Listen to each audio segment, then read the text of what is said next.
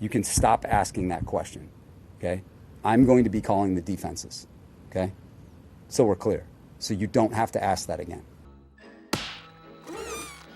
Want to watch football without the restrictions of blackouts or cable? Check out expressvpn.com to help you get access to all the live games. Sign up today using the link in the description to get 3 free months. Go to Bolt Fam, it's the director. What are we doing? Chargers fans, what are we doing? What are we doing here? Why do we put ourselves through this? What heartache and anger and frustration went through my mind, I'm sure the hearts of all the Chargers fans yesterday with what we witnessed. This game very telling and damning of the issues that this team is having under its current leadership. I almost woke up this morning expecting to see some breaking news revolving around the Chargers head coaching situation, which I'm sure you guys can guess what my thoughts are on that based on the title of this video.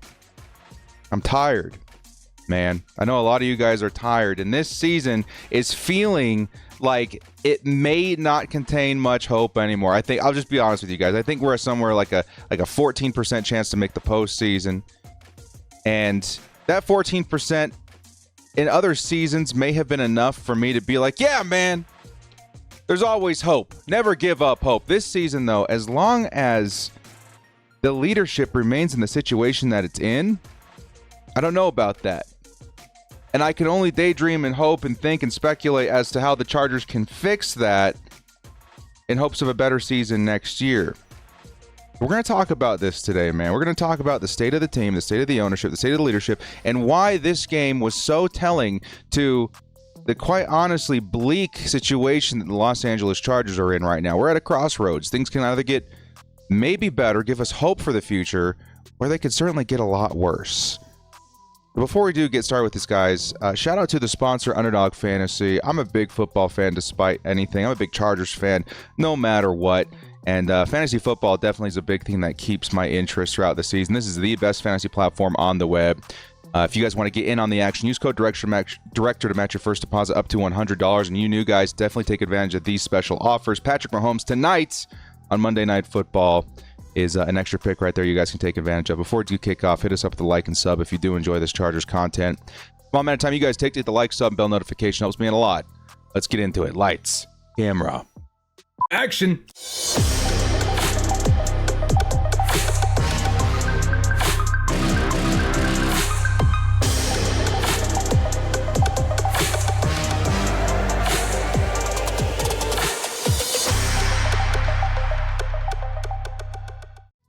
Your Chargers at Packers post-game report.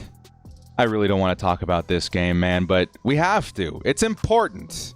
If not anything, it's therapeutic, but it's important that we understand the situation so that we can support decisions that move us towards a better future. First off, you guys catch that post-game? First off, did you guys catch that post-game press conference with Brandon Staley? Oh my goodness. If you guys haven't caught that, do yourself a favor after this video and go check out that plane crash for yourself and kind of get an idea of what the mental state is of our head coach. It's not looking good. Obviously, the man, the person, the individual is under a lot of pressure. I can sympathize with that. But in terms of leadership of this team, I don't want that taking us into battle every single week. All right?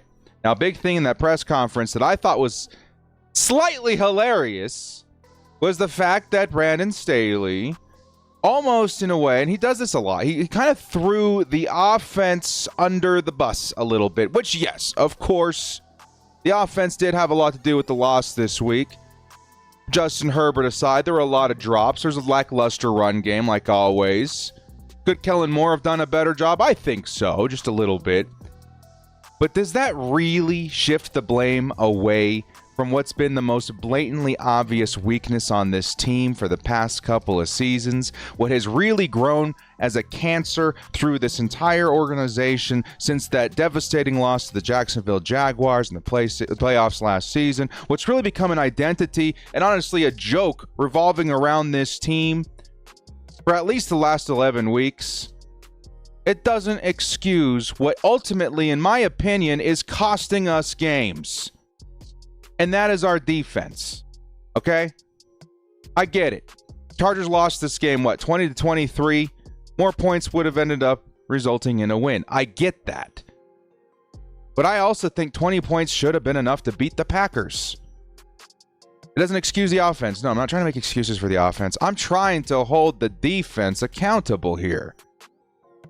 Because those 23 points didn't come off the back of a lackluster, okay, they came in and they ran, a vanilla offense and yada, yada, yada. No, it came off the back of a Jordan Love 322-yard performance.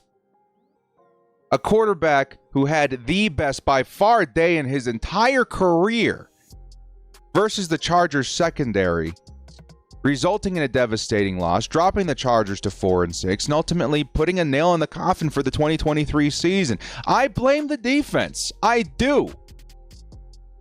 You can't go out there and give up as many yards as you're giving up, as many points as you're giving up, proving you're the worst defense in the league, and expect your superstar quarterback to make up for everything.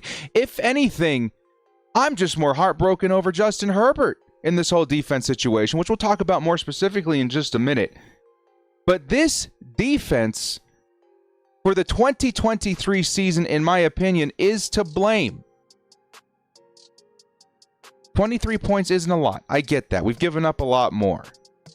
But versus the Jordan Love-led Packers, which, again, no disrespect to the Packers and Jordan Love as an individual. I'm sure he's going to work out for them. But against that particular offense, which has been pretty lackluster this season, 20 points should have been enough. It should have. Herbert needs help. And Brandon Staley continuing to blame shift and find ways to defend his ranked 32 defense in the NFL continues to baffle me. And again, I've gone to bat a lot for this man. I have. I wanted to give him a fair shot. I got excited at the prospect of what a promising defense could bring to the table, especially when you really hit big on a quarterback. Yeah, man, let's go out there and help this guy out with a solid defense. Don't put it all on your QB. I'm about it. Let's give it a try. Holy crap, did that backfire. You guys are going to hear some stuff that I already talked about a little bit on my Bleacher Report show, but I'm going to say it again because it's very important that this message get out into the universe, at least for me, okay? Make me feel a little bit better. The biggest reason I'm holding this defense accountable is because I need to hold Brandon Staley accountable here, man. You guys know the gig at this point. Brandon Staley, to me, has ran out any sort of forgiveness from me, I'm sure from most Chargers fans, and maybe at this point from the front office. I think the patience has officially run out for a lot of people, and if he is continuing to lead the Chargers next week, I'm going to be very disappointed.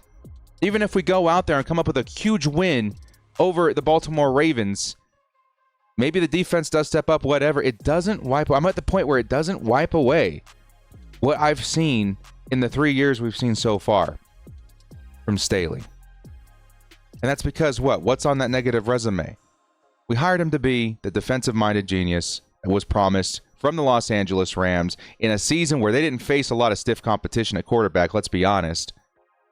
Come in here, hand-select players and superstars to fit his system, spend the most money on the defensive side of the ball in the NFL to give us a solid, competent defense to help Justin Herbert. And what is the result right now? The 32nd defense in the league, the worst defense in football, lies in Los Angeles, resides in Los Angeles, under Brandon Staley's watch. It's not just the fact that he's a defensive-minded head coach with the worst defense in the league. It really does exasperate that point when you throw in how much money we've spent and how much star power we have on that side of the ball. It is grossly mismanaged. Team or players do not know what they're doing. They don't know their assignments. They don't know who's picking up who. They don't know some of the basic fundamentals of playing defense in the NFL. And that falls on your coaching. It does. It falls on your play calling, especially. Chargers If there's a defining factor of the defense this season, I'm sure fans will tell you we're playing soft. Not just figuratively, but quite literally soft coverage, and we are getting beat every single time. Particularly on third down. How hilarious is that? It's almost predictable at this point. 3rd and 7, 3rd and 12, 3rd and 20, it's going to get converted. A lot of times on 4th down as well. Why are we not doing anything about this? The players are starting to speak out. Jasir Taylor's upset. He says we go into the film room every single week trying to fix the same problems over and over and over again. Maybe it's not the players, dude. Maybe it's the system, the play calling, the lack of preparedness, which falls on the coaches. I can't believe what I heard and saw in that press conference. One thing that I really got upset about, which doesn't have a lot to do with this video, he goes out there and he says, I'm not here to talk to the fans. Excuse me? You want to run that by me again? I love you, Brandon. And I'm just some Yahoo on YouTube. I don't know football the way you do. You could talk X's and O's around me. I'm sure you could. But I've been wearing powder blue a lot longer than you've been the head coach of this team. I've been a diehard fan of this team a lot longer since you've been put in charge. And so you know what? I will go as far to say that me and Chargers fans around the world, we are the ones that pay your paycheck, man. Our jersey, purchases, our season tickets, our travel, our support of this franchise is why you have a job. So please pay the fans the respect they deserve. That's all I'm going to say there. Okay? Brandon Staley, to me, his time's run out. It's delusional at this point, what I'm hearing week in and week out. I feel for the man as an individual and as for a human being. I do. I said the same thing about Anthony Lynn. For the most part, the Chargers, outside I think of Mike McCoy, have hired people that I jive with, right? Like, there's a good culture in the Chargers locker room, at least. And on a personal human level, I would have a beer with any of these guys. I think most in particular, Anthony Lynn. But Brandon Staley doesn't seem like that bad of a cat. He's just over his head with this position. And everything that was promised has so spectacularly backfired. It's time for the Chargers to step away. And I think there's the biggest reason to me, and we alluded to it a little bit. Biggest reason to me that this must happen is for Justin Herbert's sake. Justin Herbert deserves better. He deserves better on a lot of different angles here, man. And I think the first thing, we'll start off with the offense. He deserves a better offense. He does. I think Kellen Moore was a great step in the right direction. A lot of people will say, he's not putting up what we thought he was. He's not living up to the hype, yada, yada. Honestly, guys, if you take a look at what he's doing this year versus what the Lombardi system was producing, it is vastly better. It really is. It may not feel that way because we're continuing to lose games, but the offense is in a good place in a lot of ways. It really is. And if anything, it is showing signs of adjusting. It's showing signs of change. It's showing signs of a competent, football-minded individual behind it, masterminding it, and continuing to evolve it. Now, is Kellen Moore going to continue that? And is he going to turn out to be what we hoped he would be? I don't know. I couldn't tell you, but I'll tell you it's better than it was before.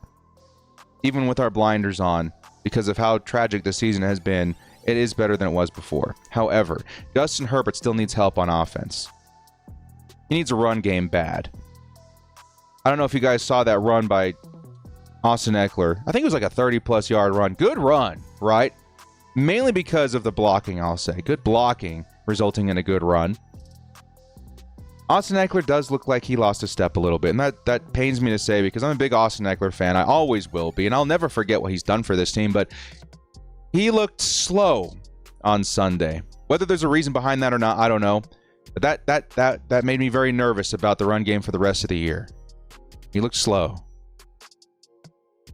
And the Chargers don't really have a bruiser either. They don't have a guy for short yardage situations. Now it feels like we don't really have that receiving option. Austin Eckler really has been dropping a lot of passes. Sure, he's been consistent in some ways. He has, but it just doesn't feel as sure-handed as he has in years past. It just doesn't feel the same anywhere on the run game. The blocking doesn't even feel the same. Yeah, there's a couple of moments here and there, but the offensive line play doesn't feel the same. Of course, I'm sure a lot of that has to do with the absence of Corey Linsley. He needs a run game. He deserves better. He needs help. That's how you help your quarterback on offense. Give him a run game. You know how you also help them? Give them competent receivers. And I get it. The Chargers are really trying in that department. We got Josh Palmer, IR. We got Mike Williams, IR. We drafted a first-round rookie. Kind of looking like, at least in his rookie season, a bust. Drops after drops after drops after drops. It is hard watching Justin Herbert go out there, put this team on his back, and whenever the situation gets bleak and he needs help, the team can't be bothered. That busts my heart wide open, dude. We're starting to see frustration from Justin Herbert as well. I've seen more emotion in the last 2 weeks from Justin Herbert than I have in his entire career as a Los Angeles Charger. He's hitting that point too, dudes. Justin Herbert also really needs help from the defense, man. Like we were talking about a moment ago, you hire a defensive-minded head coach with the idea of helping your franchise quarterback win games. You take some of the pressure off your quarterback, knowing that your defense has got your back. You know who that worked very well for? I'm sure there's a lot of defenses that were great, holding up quarterbacks in the past, but I think one in particular that does come to mind is the New England Patriots. Sure, Tom Brady is one of the best ever, if not the best quarterback to ever play the game, but he always had a very solid defense behind him. Maybe not every single season. I get there's going to be nitpicking, but for the most part, Bill Belichick knew how to put together a solid defense. And he may still, and there's rumors about Bill, and we're going to talk about that, him and the Chargers and all that, yada, yada, yada. I get it. We will talk about that soon. But that is just an example of what a solid defense can do for a good, great, even one of the best quarterbacks to play the game. And I think that's what the Chargers were envisioning and hoping for when they signed Brandon Staley. But they've continued this backfire to grow roots so long that it's affecting this team at a much deeper level. It is hurting this team so bad. So bad. Justin Herbert deserves help. Because right now, every single time the defense takes the field, I'm expecting a touchdown from the opponent, and 8 out of 10 times, that's going to be the case. That's crazy to me. That is crazy to me that a team led by Derwin James, Joey Bosa, who we got some news on today, looks like the injury could be not as bad as we thought. I still expect him to be, done for the year, but maybe for next year it's not as bad as we thought. Led by Khalil Mack, who may only have one more year with us. Now, rising stars like Thule and Kenneth Murray even this season, Asante Samuel, that a defense led by all that star power, still resulting as a 32nd defense in the league. How? How does that happen? Justin Herbert deserves better, everybody. He really does. And at this point, I actually go to Twitter here really quick. I'm to this point too, man. I'm frustrated. I posted this yesterday. After looking at the standings, Chargers now firmly in last place in the AFC West, I said this: cleanse this season with fire. From the ashes, we will rebuild and rescue Herbert's career. This is no longer a salvage the season operation. This is a rescue mission.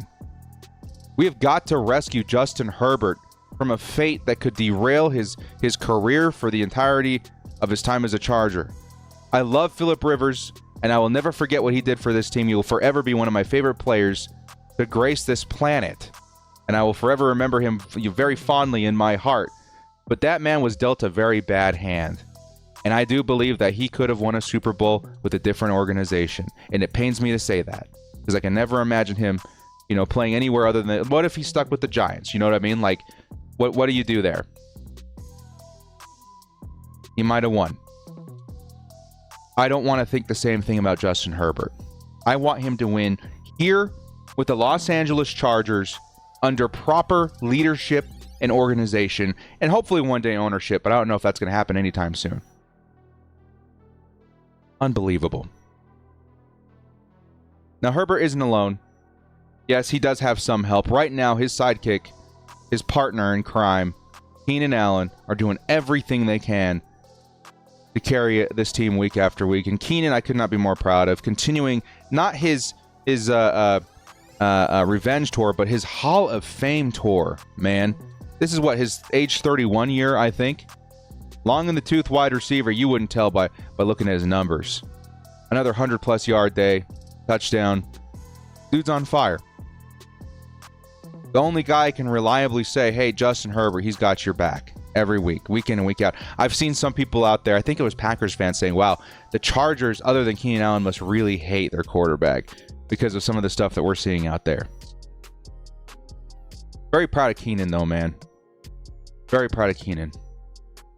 Very blessed to have him on this team. I hope the Chargers find a way to give him some help as well. And I know that the injuries probably don't, they're not on the team, they're not on leadership and all that kind of stuff. But there is one thing that is on the team that is going to continue to be a thorn in my side, at least for this season. Quentin Johnston. Now, to be clear, I want to open up this segment by saying I haven't given up completely on Quentin Johnston. I haven't. Okay, I actually feel for the guy. Dude was thrust into a role that clearly he was not ready for. And when the moment came where he was the difference between a loss and a win, he couldn't handle the pressure. He dropped it. The game-winning touchdown is what you're seeing before you, dropped by the rookie wide receiver, who could have ran it easily all the way for a touchdown. And we're having a different episode today, the Monday after. Now, the reason I say that I still support Quentin, because we don't know what's going to happen. Mike Williams didn't have a great rookie season either. He could turn it around and become a great wide receiver next season, of course. But the reason I say that is because for this season, at least, his rookie year, I got to say that it's going to be a disappointment, y'all. I'm sorry. And I think the biggest reason for disappointment is going to be, in retrospect, when you compare him to the other rookie receivers in this class, which is a good class. Jordan Addison, Zay Flowers, who a lot of us wanted. I know Tank Dell was a huge target, not even a first-round guy for our guy Dan Wolkenstein of Chargers Unleashed. Chargers didn't hit on a single one. And instead, when we really needed a first-round receiver to be an impact this season, we got Quentin Johnston, who's going to need time. And unfortunately, that inexperience is going to cost us games, and it did this week as well. So I'm kind of sitting back. I'm hoping that Quentin figures it out, but till then, I'm not really expecting much. Next season, we'll reset the timer, and we'll hope that things change. But for this season, it just feels like a disappointment. We could have had Zay, man. I love you, QJ, and I hope things work out, but we could have had Zay. And on my board, I wanted Dalton Kincaid. That would have been a spectacular choice as well. Ultimately, and all you guys are going to point fingers at the ownership, and I definitely can't blame you. I saw a segment. Please go check out my Twitter. Colin Hurd put out a very awesome segment this morning talking about the ownership of this team and why it is so spectacularly cheap and it's costing us games. The quote of the day, you get what you pay for, with Brandon Staley and the coaching. They talk about Sean Payton, who, again, I've continued to go at bat for. I will go at bat again. Would have been a different story here in Los Angeles. He's starting to turn it around with the Denver Broncos. We're watching that decision blow up in our face yet again. They talk about that situation. They talk about Brian Daboll, and they ultimately talk about the mentality of these owners that we'll call them legacy owners from back in the day, the 70s. The economy was in a very different situation, and they just haven't grown with the times. Paying a man, what did they say, $15 million, let's say Brandon Staley, to buy out his contract, and then another $60 to hire a guy like Sean Payton, just doesn't seem realistic to a team like, or ownership like the Spanos, which ultimately is ridiculous. Because you bring in a superstar, I should say a more sure-handed head coach to run this football team, the value of that team will skyrocket with success. But they don't understand that this monopoly money is just that. It's monopoly money. They're treating it like dollar bills in their pockets. You got to spend to earn. You got to buy to accumulate wealth. I don't know if that's ever going to happen. I hope that the retrospect of all of the things that have happened the past couple of years, with missing on Daboll and missing on Bieniemy and missing on Sean Payton and maybe even missing on Jim Harbaugh coming up soon, Bill Belichick could be on the board for the Chargers, which, again, I want an offensive-minded head coach. But I would, again, Bill just brings so much legendary, legacy and pedigree to this team. I would have to support it, so far as he doesn't touch our draft. Hopefully we see something happen here, because at this point, change is mandatory. If I were in charge of the Los Angeles Chargers, we would have woken up today as a fan base with Brandon Staley packing his bags, clearing his locker, and exiting the Chargers organization. You would see the man beside Justin Herbert and Kellen Moore step up as interim head coach and give it a solid shot with the last, 6-7 weeks that we have on the season. Let's see what you got, Kellen. I know you're going to get interviews for head coach next season. I know Boise State's looking at him. I know there's a lot of other teams in the NFL that we're looking at him as a head coach candidate. Let's see what we got. You do a couple of things with this, man. You give Kellen Moore a chance to prove himself. He doesn't have to go out there and make the playoffs. Maybe he could. He doesn't have to go out there and win the Super Bowl, but show us that he knows what he's doing. Then, yeah, the Chargers have an option at a cheaper head coach in Kellen Moore next season with a lot of promise to grow. If it doesn't work out, these last 7 weeks still served a purpose. You kicked the tires on an in-house guy. It didn't work out. Let's go get a legacy guy like Bill Belichick next season. You got to take the chance. It's time to take the chance. But don't waste the last 7 weeks of this season. Don't waste the last 7 weeks of 2023 of Justin Herbert's career.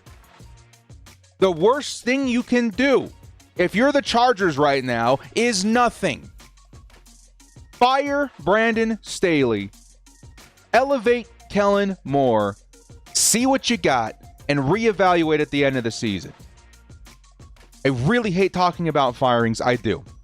I was part of that crowd. I got laid off in 2020 from a job I loved in film. I loved it. But these things happen. Things like the pandemic happen.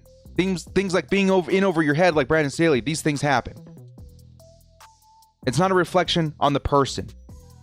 I was a good person despite that. A great worker and a talented filmmaker, and now here we are on YouTube. Brandon is a sharp guy. Maybe a great defensive coordinator. We all got to find our place where we're fit and where we're accepted and where we're not put in a position where a lot of people and their success is put in jeopardy because of our lack of vision. Chargers need to do something. The worst thing they can do is nothing. And the time has officially come where I'm putting Fire Brandon Staley on the title of this video. It's just time. It's just time. No offense to Staley, the person, but this organization needs a boost. And that's where you guys come in the comment section. A lot of us defeated after this week. I get it. 4-6 doesn't feel like a hole where we're going to claw our way out of anytime soon. However, if you woke up tomorrow and the narrative was Brandon Staley's out, Kellen Moore is in, maybe even Ficken is in, and there's things changing and happening, are you back in for the season? Are your expectations set at a realistic level where you're like, hey man, let's go. It's go time. Let's see what we got. Let's get ready. Let's put forth our best foot for the 2024 season and maybe a little bit of hope for the 2023 season. We're back. As a fan base, would that be enough for us to return with the optimism we had kickoff of the 2023 season? Sure it would be for me. You guys let me know in the comment section below. Well, guys, thank you so much for joining me in this rant. We'll continue to work together as a fan base, make our opinions heard. In the end, don't know if it really matters, but I do think it creates a community that's on the same page and ultimately helps us share in our burdens and frustrations. So thank you guys for that. Well, guys, thank you so much for joining me. This has been The Director. If you liked what you saw here, hit us up with a like and sub on your way out. Be mad today, bolt up tomorrow. Until then, bolt up and stay frosty, man. We still represent, even when we're upset, man. Much love to you guys. We'll catch you next time. Time to fire Brandon, though. It's just time.